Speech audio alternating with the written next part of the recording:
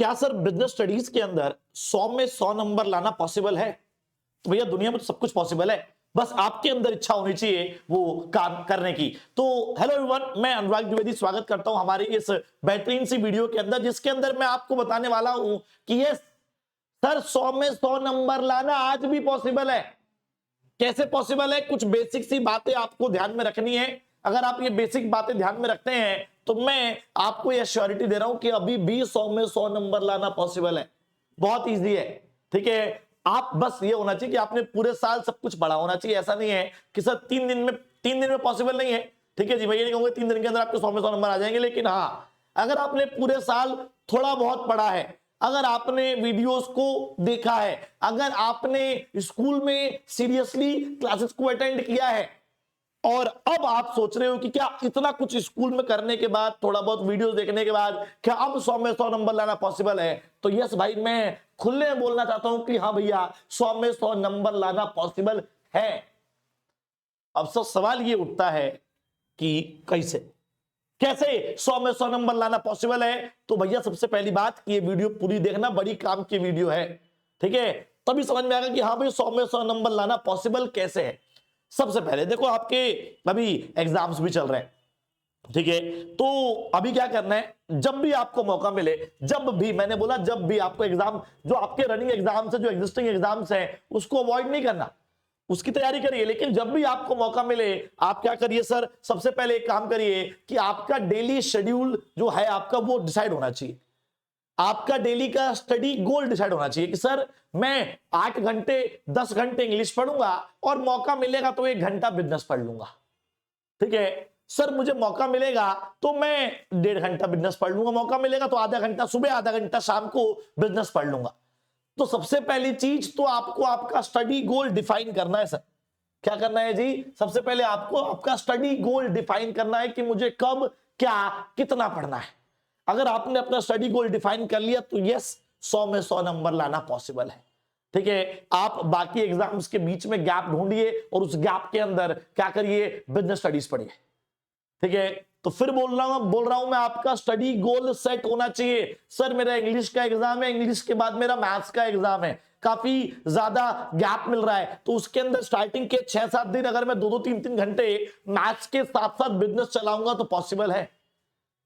तो क्या बोला मैंने? Define your daily study goals. अच्छे से डिफाइन कर लो, अच्छे से प्लान बना लो कि कब कब, क्या क्या, कहां कहां, कैसे कैसे पढ़ना है, ठीक है। क्योंकि एक बार क्लैरिटी मिल जाएगी ना तो डर पहले से खत्म होने। देखो सबसे पहले क्या है कि हम लोग इसीलिए नहीं पढ़ पाते हैं क्योंकि डर होता है ना, यार 100 आज से तो 100 आए नहीं, आज तक कभी जिंदगी में 100 नहीं आए, तो इस साल 100 में 100 कैसे आ जाएंगे?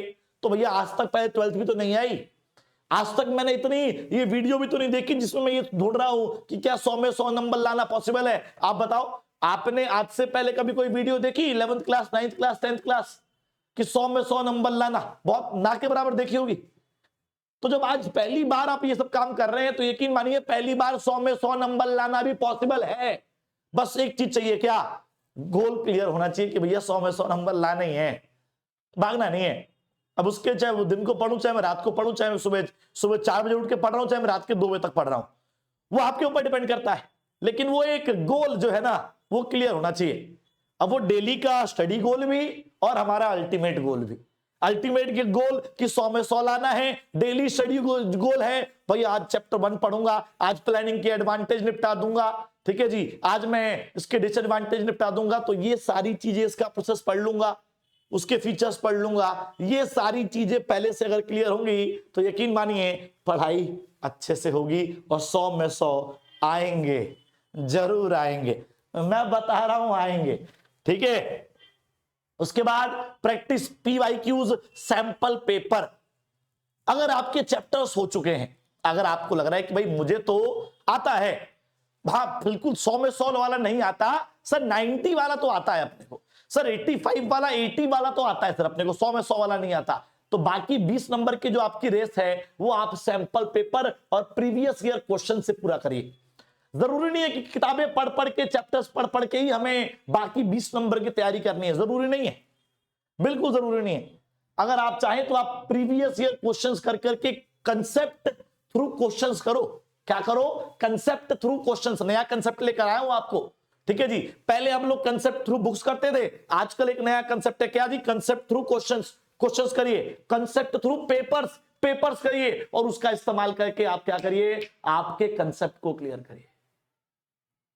तो जरूरी नहीं है कि 100 नंबर की रेस किताबों से पूरी की जाएगी। 80 नंबर की रेस अगर आपने पूरी कर ली है तो 20 नंबर की रेस के लिए आप जो है प्रीवियस ईयर क्वेश्चन और सैंपल पेपर्स कर सकते हैं। आया समझ में?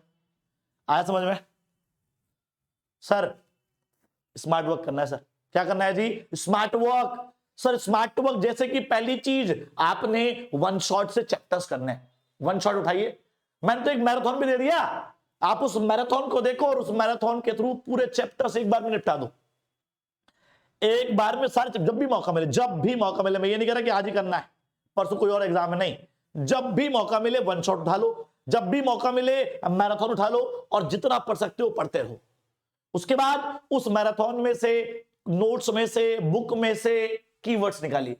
जरूरी नहीं है कि आपको word to word, line to line पूरा रीड करना है, नहीं, कीवर्ड रीड करने हैं, कीवर्ड लर्न करने हैं। हर एक्सप्लेनेशन में कीवर्ड होते हैं। तो स्मार्ट वर्क करो, पूरा रेक्टिफिकेशन करने से बेटर है कि 10 लाइन याद करने से बेटर है 10 वर्ड्स याद कर लो, 10 कीवर्ड्स याद कर लो। तो स्मार्ट वर्क करो हार्ड वर्क के साथ साथ, ठीक है जी। ओके चलिए, उसके बाद एक्रोनिम्स याद करिए। सर एक्रोनिम्स याद करिए, आरडी एफडी सीडी, डिसेंट्रलाइजेशन के एडवांटेज है, आरडी एफडी सीडी, ठीक है जी। उसके बाद सर मार्केटिंग के अंदर जो हमारी सेल्स प्रमोशन की टेक्निक है, डॉक्टर सूफी क्यों पी, ऐसे एक्रोनिम्स याद करिए, क्योंकि आपको सारे पॉइंट्स याद करने में डिफिकल्टी होती है। बहुत सारे बच्चों की क्वेरी आती है, कमेंट्स में देखता हूं मैं, बच्चे बोलते हैं सर फीचर्स याद ही नहीं होते, सर एडवांटेज याद ही नहीं रहते, सर इतनी सारी लिमिटेशन है, कौन कौन सी याद करूं, कौन कौन सी भूल जाऊं सर।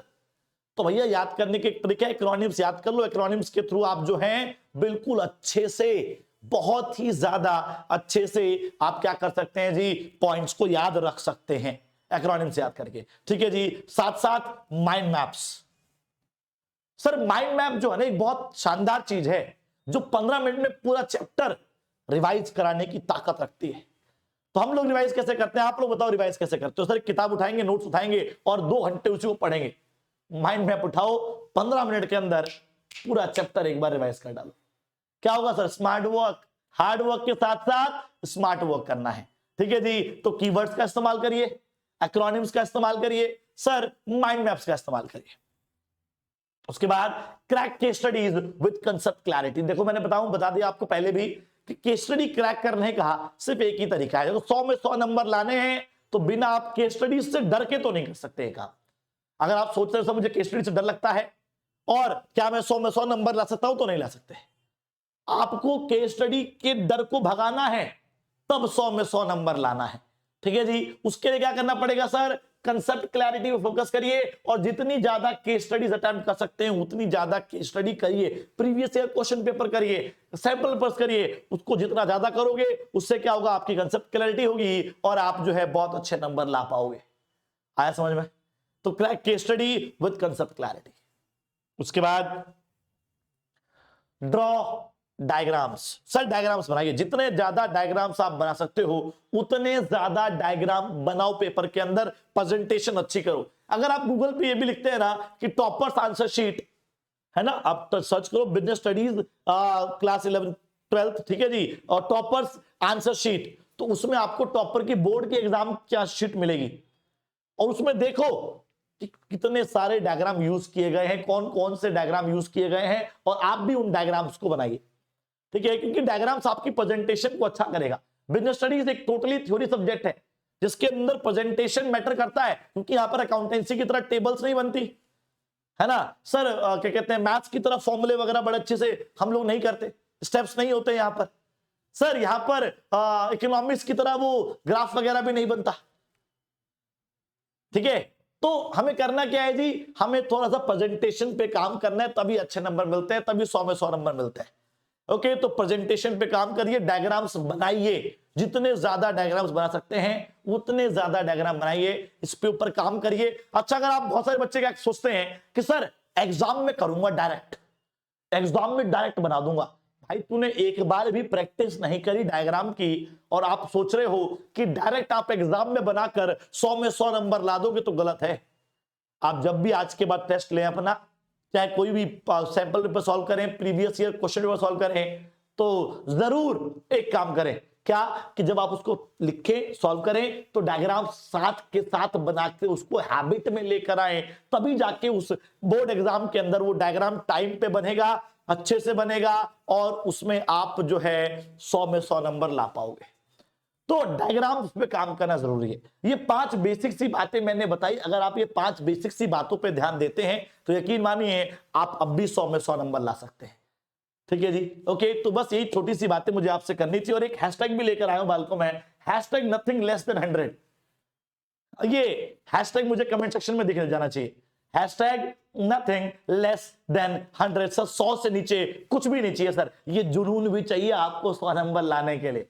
अगर आप सोच रहे हैं 100 में 100 नंबर लाना है, तो सबसे पहले तो ये जुनून पालो कि यस 100 में 100 नंबर लाना है। तो हैशटैग नथिंग लेस देन 100 पूरे के पूरे कमेंट सेक्शन में ये दिख जाना चाहिए। ठीक है जी, चलिए thank you so much everyone, मिलते हैं आप लोगों से बहुत ही जल्द एक बहुत ही इंटरेस्टिंग वीडियो के साथ। Till then bye bye, take care, जय हिंद जय भारत गाइस, ख्याल रखिए अपना।